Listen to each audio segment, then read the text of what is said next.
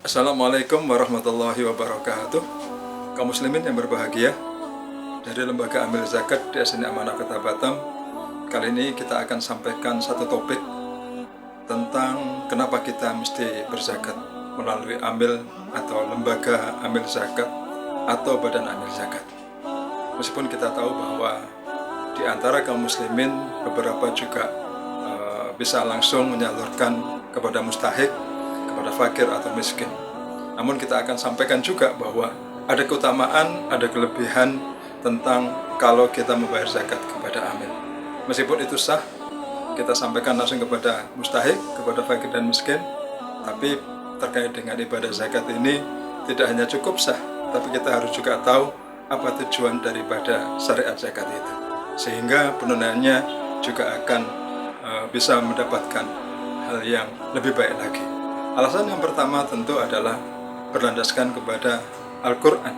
Kita tahu di dalam Quran surat At-Taubah ayat 60, A'udzubillahi minasyaitonirrajim. Bismillahirrahmanirrahim. Innamas shadaqatu lil fuqara wal masakin wal amilin 'alaiha wal mu'allafati qulubuhum ila akhir ayat.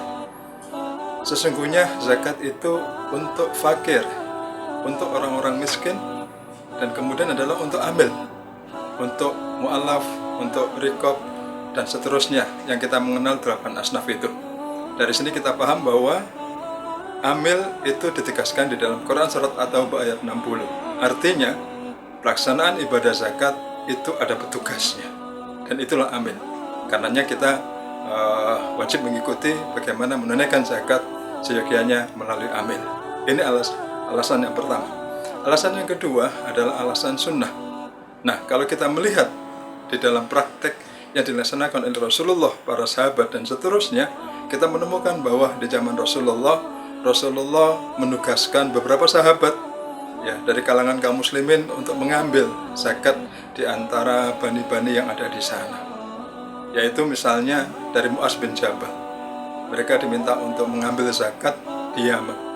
Ada Ali karamallahu wajhahu ke Najran, ada Ikrimah bin Abi Jahal ke kaum mereka, ke bani mereka. Tidak lebih atau minimal ada 23 sahabat yang ditugaskan oleh Rasulullah untuk memungut zakat kepada kaum di mana mereka tinggal di sana. Artinya Rasulullah menunjuk, mengangkat sahabat, orang yang ditugaskan Rasulullah untuk mengambil zakat itu.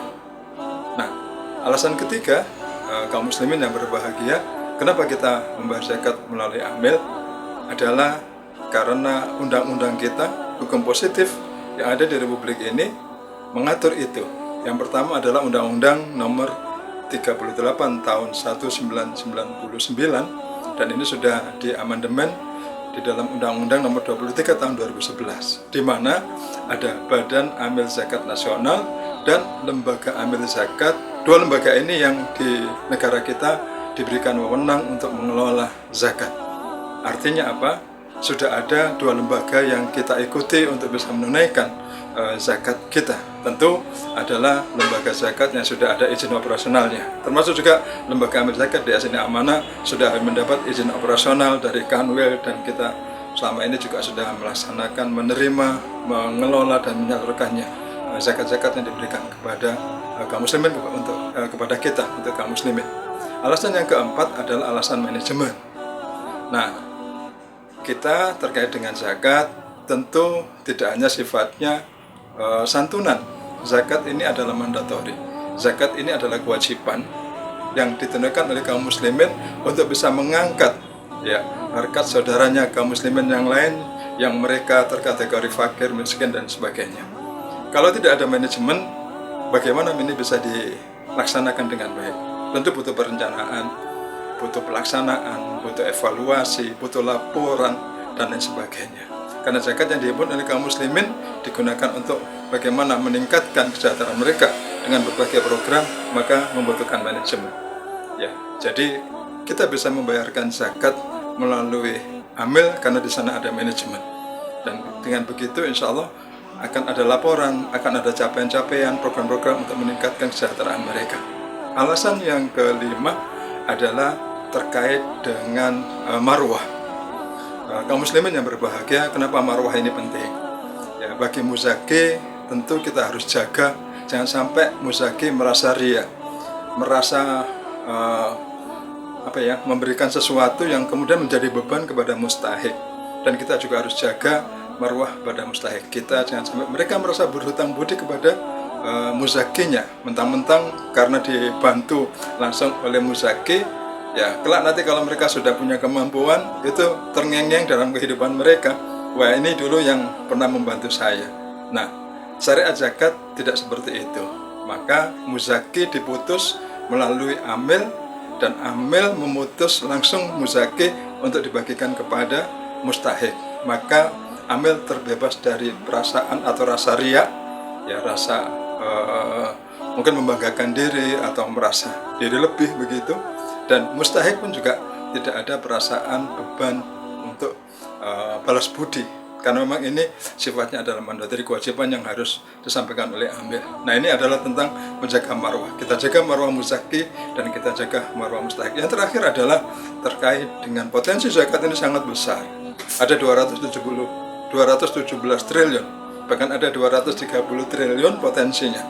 Nah, potensi yang besar ini adalah modal besar bagi pembangunan, bagi kaum muslimin untuk bisa menuntaskan saudaranya yang hari ini masih mayoritas ada di republik ini, yang juga perlu bantuan dan uluran tangan kita. Modal pembangunan ini harus kita kelola dengan baik.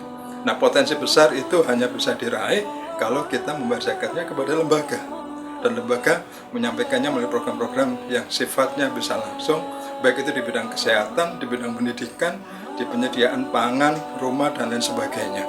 Zakat punya potensi dan insya Allah bisa membantu saudara kita yang hari ini barangkali mengalami kekurangan dibanding kita.